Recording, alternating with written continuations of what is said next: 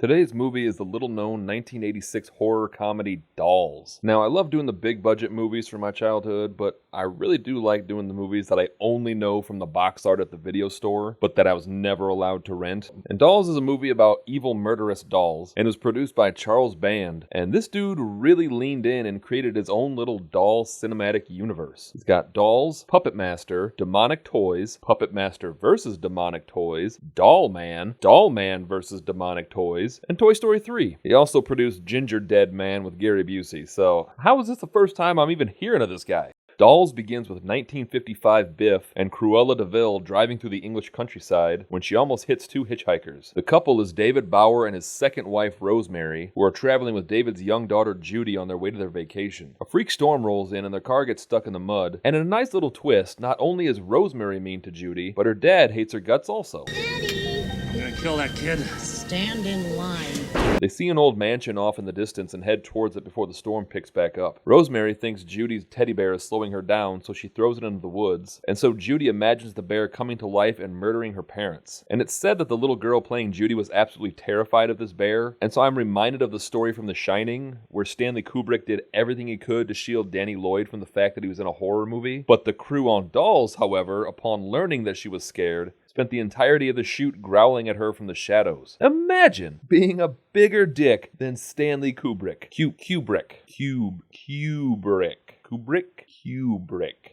Your kid is daydreaming again. What is it this time, Judy? Ghosts?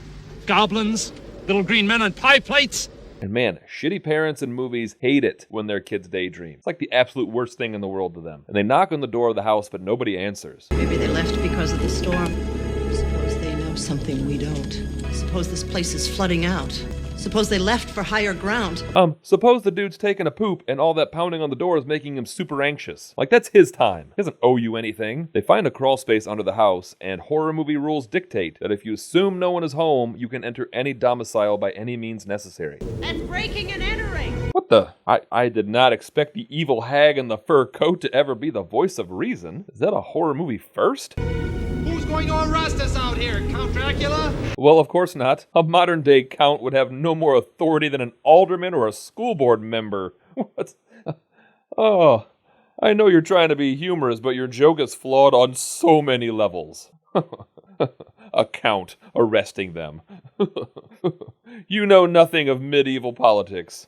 So they enter the house and are immediately met by the homeowners Gabriel and Hillary Hartwick. The front door is locked and no one answered. Yes, I'm sorry, I heard you knocking, but I had pancakes for dinner, and it always gives me a terrible case of the poops. What is with that, am I right?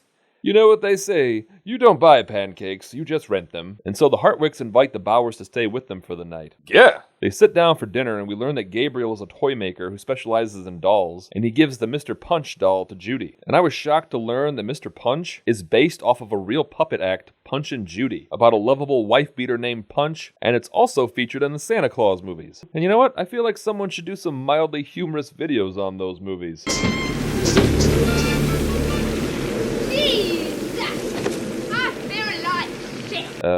Is that the Hartwick's granddaughter or something? My name is Ralph Morris.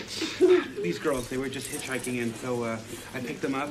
This is Isabel, and I'm Enid. Oh, wait, you don't even know them? Like, I understand it's a horror movie and you have to just barge into the house, but like, you just started eating their food right in front of them. And also, this is a horror movie slam dunk. 6 random people just waltz into your house. Like, just imagine I was a creepy weirdo who lived alone in the woods, and 6 strangers just let themselves into my house to get out of a storm. I would finally have a captive audience to test out my close-up magic on. I'd be like, oh, you could try to brave the toxic gas clouds outside, or you can tell me why you have a buffalo nickel behind your ears. Test audiences would say it was the most horrifying movie ever made. People would just be throwing up in the aisles, and so the Hartwicks invite Ralph, Isabel, and Enid to stay the night. So he sets up David and Rosemary in their own room on the 2nd floor, and puts Judy and Ralph in separate rooms on the main level. And as they're passing a storage room, they hear giggling coming from behind the door. Then where are the fairies? Now, I've mentioned this before, and I don't know if this is a horror trope or something that was an actual thing, of like when kids see or hear something scary, they're so young and innocent that they just think it's something nice. Like Georgie in It. Like when I was that age, I was on f***ing high alert all the livelong day. It was and still is exhausting being me. I hear creepy giggling, I'm not thinking, oh, magical fairies. I'm thinking, Well, maybe still fairies, but like they have knives or some shit. Or they would be wearing my dog.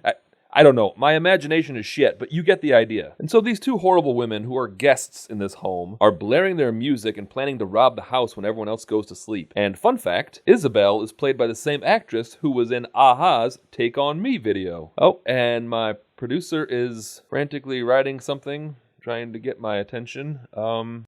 A fun fact is something that is actually fun or interesting. This is just considered a fact. An actress acting in something else is not a fun fact. You are just describing her job. What? Well, screw you, Daryl. Is it valuable? To us, certainly. We could swipe it tonight. Leave in the morning and those two would notice it for days. Or maybe even years. Oh, I'm sure they'll figure it out. In a day or two! Back in their room, David is trying to mount the frigid ice queen, and I can't for the life of me figure out why.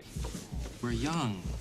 We're rich. I'm rich. Oh, that's it. So the great doll heist begins, and the dolls proceed to bash Isabel's face against the wall and drag her away as Judy watches in horror? Judy tries to tell her parents, and they start to believe her. The old man is probably a sex fiend. Again, this woman is awful, but she's coming to all the same conclusions that I would in this situation. But they proceed to not believe her once Judy says that Isabel was dragged away by elves. I saw a girl get dragged off into a room by an elf. But this is... Oh, okay. We get it. You hate imagination and daydreaming. Just go back to your jug of wine, you psycho. And since Judy's parents are no help, she does the next best thing and sneaks into the bedroom of a strange man that she just met. And now Ralph believes that Isabel was dragged away, right up until again she says that it was done by elves. Who did? Who dragged her away? the elves. We'll just check it out in the morning. Judy, are you stupid? I know you're a kid, but the elves part was where you lost your parents also. Maybe switch tactics. And Ralph's about to go back to sleep when he notices some red liquid on her slippers, and don't do it, Ralph. You can tell what it is without touching. Why? Even if it wasn't blood, it was clearly some liquid that you have no way of cleaning off your hands. They go to investigate and find a trail of blood, but no body, so they go to try to wake everybody up. What is that, blood? Yes, he touched it with his bare hands. Can you believe that? And since everyone in this movie is awful, they think that Ralph killed Isabel and that he's a pedophile because he's the only one that doesn't treat Judy like shit. The dolls then ambush Rosemary in her room in very doll-like fashion. Hey, Giuseppe gonna cut your armor nice and clean? You'll be so proud of a Giuseppe. And now I've mentioned in my Child's Play videos that dolls would never be effective killers. Like just doing the windmill arms thing would stop them. Or zigzag patterns while you run away. Like if that works for a crocodile on land, it can work for dolls. But Rosemary is very inept, so she just chucks herself out the window to her death. Enid goes looking for Isabel and finds her in the attic in the shadows and... why? That could be liquid diarrhea or the desiccated leavings of a rat for all you know. No mysterious substance is ever going to be something that you want on your hands. I mean, let's say, best case scenario, it's maple syrup. Now you have syrup on your hands. Actually, here's a good question. What liquid could this possibly be that would be worthwhile to just touch with your fingers? The dolls then attack Enid, and she exploits the doll's greatest weakness. Being a doll. And under that doll exterior are some weird goblin type things. And she does her best, but she eventually gets killed by British soldier dolls. Ralph and Judy go to investigate the storage room where they heard giggling earlier in the night, and the dolls begin to move and Ralph freaks out and begins attacking them.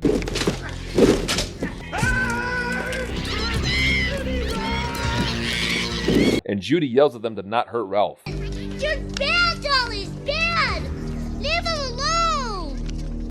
Why Judy yell at Giuseppe? He'd make a Giuseppe sad. They're deciding what to do with us. Doll huddle. Come on, bring it in. They're trying to decide if you're really an adult or just a kid in disguise.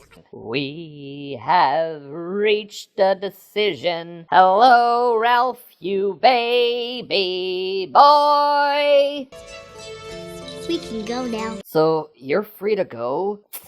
But before you do, could you please step on me one more time? That would be amazing.